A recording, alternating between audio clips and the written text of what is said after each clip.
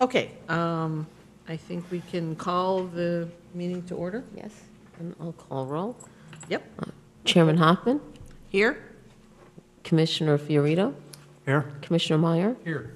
other officials. We'll start here. Deputy Chief Jim Zalaki. Chief Al Stuffin. Lara Batten, Executive Assistant. Deputy Clerk Karen Schulteis. Okay.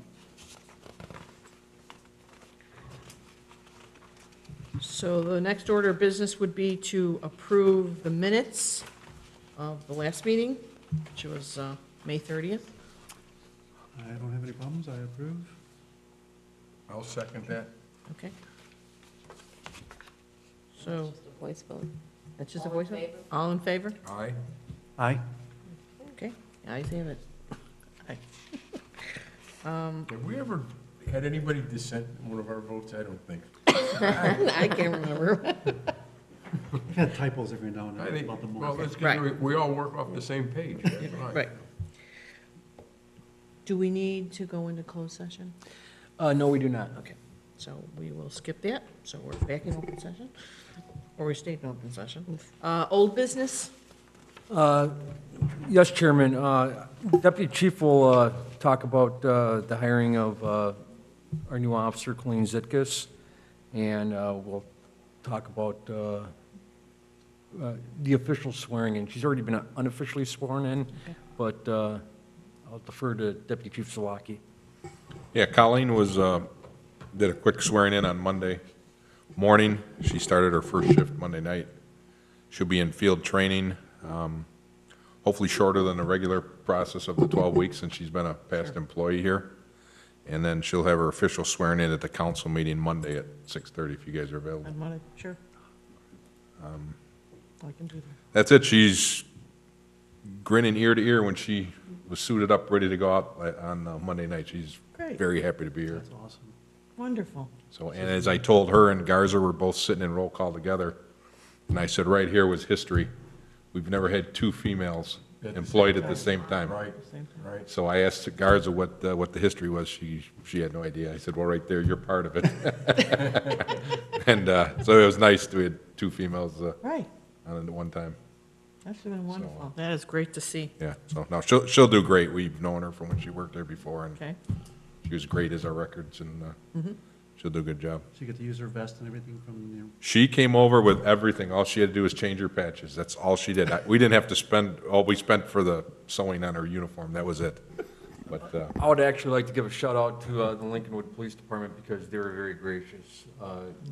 She was a very highly thought of officer at Lincolnwood, and when she told them that she was coming back home, so to speak, they let her keep everything, that's really, including her evidence tech kit. no kidding, Yes. really, wow. Are they coming to the Prospect Heights Open? The Lincoln folks? oh, I don't, but they are, some of them are coming for her swearing in. Swearing Oh, no in. kidding? Yeah, I think a couple of her bosses wanted to know when it was, so they'll probably be here Monday night. that's great. That's wonderful. a lot. Yeah, Does. yeah. Uh, So, that's all I have on her. That's all we have for old business. I do have some new business. Okay, Tomorrow, we're kicking off the summer outreach program, which is officially sponsored by the Prospect Heights Police Association, which is basically an organization that kind of the officers in Prospect Heights that we formed it to look out for other officers and to raise money in case somebody was to get sick. But it was also formed to provide community service. And since 2006, we've been involved in the community outreach program, which basically consists of a number of field trips that the officers volunteer their time and basically as a means to interact with our kids on the east side. And I'd just like to read the press release that went out today. sure. Prospect Heights, Illinois. The Prospect Heights Police Department is excited to announce the kickoff of our summer 2018 outreach program on June 21st, 2018. The community outreach program is designed to improve relations between police department members and the community we serve. Recognizing a key element of fighting criminal activity is the trust built from personal interactions with police officers. We provide opportunities for constructive engagement with an underrepresented and disadvantaged area of Prospect Heights. Children interact with our volunteers to provide positive lessons, serve as role models, and help to break down barriers of communication in an area that is primarily Latino and Eastern European. Since our first outreach in 2006, we've been joined by the Prospect Heights Fire District, Indian Trails Public Library, the Prospect Heights Park District, and Harper College Learning Center to help us in our efforts, which consists of fun summer field trips to different locations throughout the Chicagoland area. This year, we are especially grateful and proud to announce the addition of the Arlington Heights Bike Club to our cast of supporters, as the Arlington Heights Bike Club has purchased and is providing bicycle helmets to all the kids participating in our first event. That's great. On Thursday morning, tomorrow morning, officers and volunteers will meet to kick off the summer 2018 activities at the Willow Trails Park in Prospect Heights. The first event will consist of a bike ride to the Prospect Heights City Center, where the kids will learn how municipal government operates. There will be tours of the police and fire departments, City Hall, Park District, and the Harper College Learning Center, along with the lunch provided by the Prospect Heights Fire District. Other events over the summer will include trips to YMCA's Camp Duncan, Medieval Times, and the Wheeling Aquatic Center. The PHPD Summer Outreach Program would not be possible without the financial support of the Prospect Heights Police Association, one of the reasons why we have our golf outing, the Prospect Heights Lions Club, the Mount Prospect Heights Rotary Club, the Indian Trails Library District, and other individual contributors. Officer Pete Deal is overseeing these activities, and he's done a great job of putting it together so far. Where does Why we that, brought him back. where does that press release go out to? It goes out, going out tonight, and it's going out to local media. So it'll be on our website, the city's website, and some newspapers? It'll go to the Journal Topics, Daily Herald, and whoever else wants to pick up on it. Other new business, just to, well, actually, this is going to slide into the departmental update. You're hearing all the good news, but I got a couple of other things I'd like to report. We had a couple incidents since we last met. We had a vehicle involved in a traffic crash. It's still under investigation. Officers saw an activity that necessitated his activating his emergency lights and started proceeding through an intersection. We have located video that supported his version of the events, that the intersection was basically clear, he had his lights on, but then somebody came out and hit him in the right rear corner of the squad car. So we asked Mount Prospect to investigate, and we're awaiting the results of that investigation. Any injuries? There were no injuries. Slight injuries, but nothing significant. Both vehicles are drivable? Our squad was drivable. The other vehicle had airbag deployment. There was a second incident that happened last week. We had an officer that got involved in saw a suspicious incident while he was on routine patrol. And instead of calling it out, he got out and went on foot on his own to investigate. Turned out the person had 3 warrants unbeknownst to the officer, and that necessitated a physical confrontation. And the call came in through 911 that either an officer or a security guard was involved in the confrontation, and we had help there within minutes, and was able to take the suspect into custody. But we're addressing that issue because Right. we have a real problem with an officer that. Exactly. Put himself in that kind of a Right. situation. Right. Exactly. Did all the right things except communicate. Call. Right. Click. Right, exactly. One of our newer officers? No, actually, he's been with the department for about 5 years, and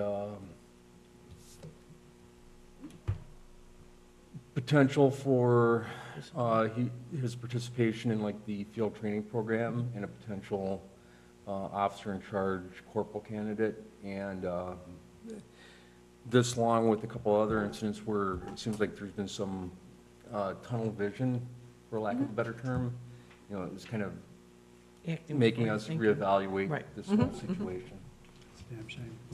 But fortunately, again, no one was injured. The suspect was taken into custody, and ultimately aggravated battery to police officer. Felony charges were approved by the Cook County State's Attorney. And that's all I have for departmental update. Okay.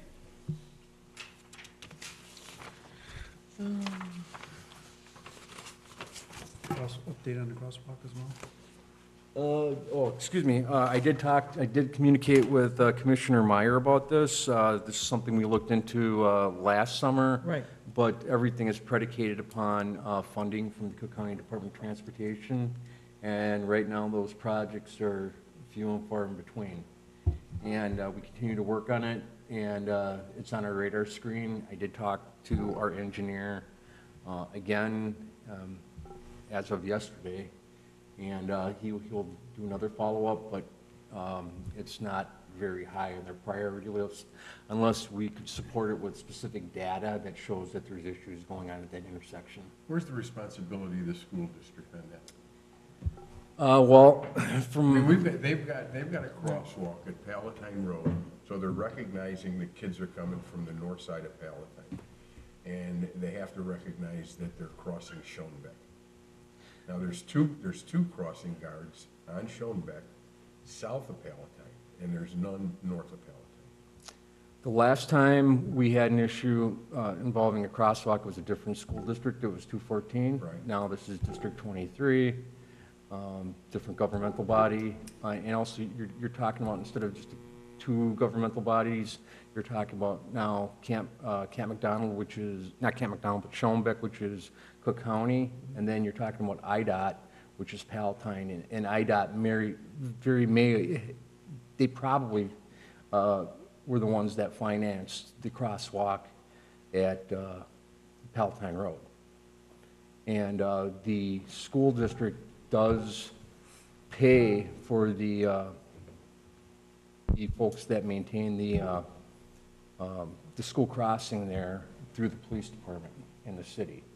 So basically what happens is that we hire the folks that are out there doing the school crossing, and then they reimburse us, which is not the norm for the area. But that they recognize that there's an issue there, at least with that intersection. What their responsibility is for the one further down, closer to Country Gardens, I guess is a matter of debate. And I'd be glad to have those conversations with the new superintendent. I had a very close relationship with the old superintendent, Deb Wilson, but there's been a changing of the guard, so to speak. But ultimately, the priority, or who would have to approve it, would be Cook County Department of Transportation. And we would have to have them on board. There would be significant engineering costs. I thought that part was done already. No, not for that. Oh. No. So that's the situation with the crosswalk at that location. Maybe, Jerry, you can just build one yourself and just dedicate it to yourself and. Yeah, right.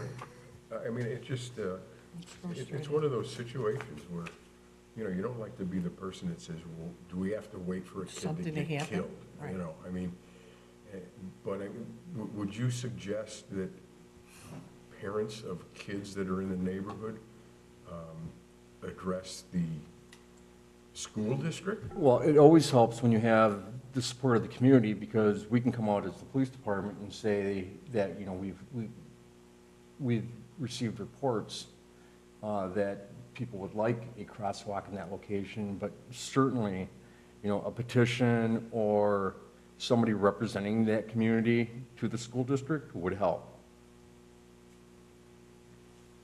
Okay. All right. Thanks, Chief. Thank you for that. Okay. Is there any correspondence or communication? Yes, ma'am, I do. I have one letter from the U.S. Department of Justice Drug Enforcement Administration. It's addressed to me, and basically what it does is it thanks us for participation in their program. We assign an officer to the Drug Enforcement Administration's task force and he participates not just in this area, but throughout the, well, basically in DEA's efforts throughout the whole Chicagoland area. And we got a very nice letter from the supervisor of DEA in Chicago, and thanking us for basically assigning a task force officer to the program and outlining what he does and what he brings to the program. It was a good letter. It was a great letter, right? It really shows the interagency cooperation. I mean, I would, if allowed, I would like to read it into the record. Oh, absolutely, go ahead. To Al Steffen, Chief of Police, Prospect Heights Police Department, 14 East Camp McDonald Road, Prospect Heights, Illinois. Dear Chief Steffen, from the early days of the Drug Enforcement Administration, we have enjoyed and benefited from a strong and critical partnership with state and local enforcement across the country.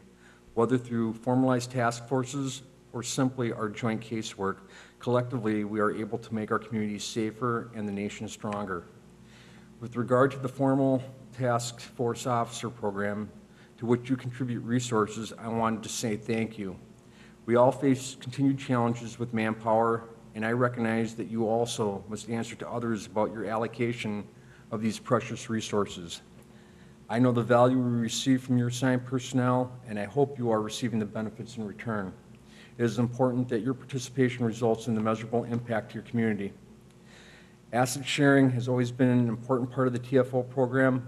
I know that this is not the primary reason why you participate.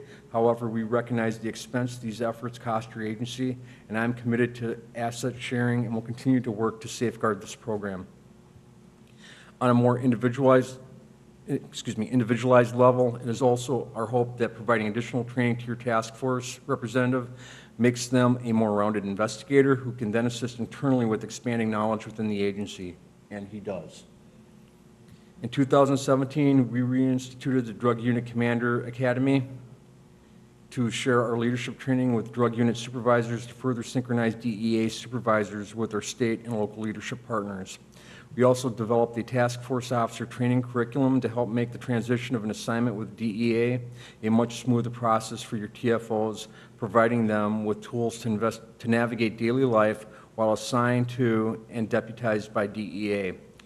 In our efforts to address the national opioid crisis, we have received considerable support to increase our law enforcement efforts, including a recent surge in adding 400 TFOs to our mission. I'm incredibly proud of how strong our relationships are, that when asked for help, our partners responded and committed additional resources. The TFO program is an integral part of DEA, and your officers play a large role in our ability to conduct successful enforcement operations. I want you to know that we appreciate the contributions you make to our mission every day. Thank you for your partnership and continued participation in the program. Sincerely, Robert W. Patterson, Acting Administrator. Thank you. Thank you. Yeah, that's a very, very good letter.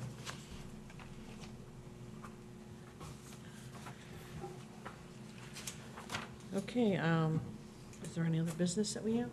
No, ma'am. Anything else that we have, Karen? No. It's open. Oh, Right. my. Can we talk about that? Well, we noticed that the Now last that- time, and yeah. unfortunately, I don't know if I want to announce it, we'll get rained out. Now, our Prospect Heights, the police golf outing was canceled last Thursday, and we're doing it on the 28th, so I know Joe can be here Tried to this wiggle time. out of it last time, now has another opportunity to get back in the game, so to speak. Duly noted. That's And we it. have some other things coming up on the 30th and We got the block party, 21st or the 22nd. Prospect Heights, the block party is the 23rd over by the Morava Center. And then we got the run the runway in the morning on the 30th at the airport, and then rock the runway on the 30th in the evening over at the airport. So that always draws a big crowd. And our guys will be busy. I suppose you want the VIP We pass? do, we do, We got the Jerry Meyer spot reserved. and my spot. We will have some Okay, good. VIP Great, passes. great. We do understand that part of serving as police commissioners, that we get you to the front of the line in a lot of I do it for the money. I don't know about you. If you can help us out with the food line at those food trucks, that'd be even better. I can't help you with that. The tap house is open this year, you could go over there. So, but we do look forward to that, and it's all hands on deck. Everybody that's available is working. Okay. And you know what? We've never really had too many complaints about it. All the officers understand it, and for the most part. It is they seem- amazing, right, the number of people that you have there, and it seems to flow well, and, Well, now they changed it a little bit because they have construction on the north end. okay. So pretty much the whole event's gonna be on our south half of the airport, so it's gonna be kinda all condensed down. Okay. They lost a bunch of parking because of the construction up by the north hangar there. So the spots will probably fill again, the outlots will probably be a lot more, be used a lot more this year with the But not buses. our VIP pants. Yeah, don't take our spots away. So, Duly noted. And you have the 4th of July parade that, yes, that Karen's organizing. yes, well, And that will be. in theory, I'm organizing, yes. That's at St. Al's, right? It starts at St. Al's, yes. What time? If you could be there, not before 9:30, about 9:30. About 9:30. And then it Just starts at show up at 10:30. 9:30? 9:30 to Oh, 10 and o'clock. 10:30 is when the parade will Yes. start? Yeah. My pitching arm is ready. I'm ready to toss that candy. We are having. Yeah, I got And it. I'll have some candy. I'm You're gonna bringing the bring- candy? I'm gonna bring candy. Okay. Yeah, because we ran out within. We did. blocks. Always run out, yeah. You know, for such a kind of short event, it's amazing the number of people that we get out there. Yeah. And it is a lot of fun, and as long as the kids don't squirt me too often with the squirt guns, I'm okay. But I love the battles with the fire trucks. it's always a lot of fun, and it's a great way for both the fire department and the police department and the elected officials and everybody else who has Kinda something to do with commingle. Prospect Heights to integrate with the community and, you know, on a fun level. So it's all good stuff. Right. I still remember when my first year living here and waking up in the morning like, what the heck is all that noise? And that's when we used to go down Camp McDonald. Yeah. Yeah. And I'm like, no way. And I walked out there and I just had a blast. I'm like, I like living here. This is pretty nice. And it's like, what are all these flags? Remember the real Yes. estate had the like flags of the Yeah. route? Joe, I think we told you years ago, we used to go through a lot of residential Mm-hmm. neighborhoods. Oh, no kidding. And where I live, it was the same thing. I moved in April, and on the morning of the 4th, Right. all of a sudden, there's sirens and they're coming through the neighborhood. What the heck is going on? I mean, and at that time, every Little League team had their own float. Yeah. Every single did. one. So there were like 20 different Little League floats, and it was huge. It lasted, I mean, it went on and on and on forever. That's why people finally said, let's cut this down a little, because it would last 3 hours. You know. Yeah. And now they put a car show into it somehow this year? Kind of a classic car event. Karen? Yes, the classic car, the mayor picks 3 cars that we give a little prize to, whoever wants to bring a classic car. Mine's not running yet. We also have the bike event, so for kids after the parade that have decorated bikes, the mayor hands out awards to them too. That too. Great opportunity for all. Okay, our next regular meeting, I believe we moved it up a week because I know I'm going to be on vacation. Oh, we did move this one up. Well, it's July We moved- 25th. We moved, We moved today's we meeting. moved today's We meeting, moved today's. the 25th. Right. I didn't, yeah, let's look at July's because I thought we moved that one up too. Because I Well, know I I was just going to be on looked at the- vacation. I just looked at, you're gonna be on vacation Yeah, the 25th? well, not the 25th of July, but that's not the last week. Isn't there Yeah, it another is. week? No, the 31st falls on a Tuesday, so Oh, the 25th okay, is all right, that. yeah, so, okay, no, that's fine, that's fine with me, that's Okay. okay. I'm going on vacation at the end of the week, so. Okay. I'm good. I'm, Are you good? I'm good. Okay, yeah, I'm leaving on Thursday as well. so, All right. 25th is fine for me. so we are all on for the 25th? Okay. And with that, everyone have a, do we need to do a closing? Motion to adjourn? Second? Aye? Aye? Aye. Done. Very good, thank you. Okay.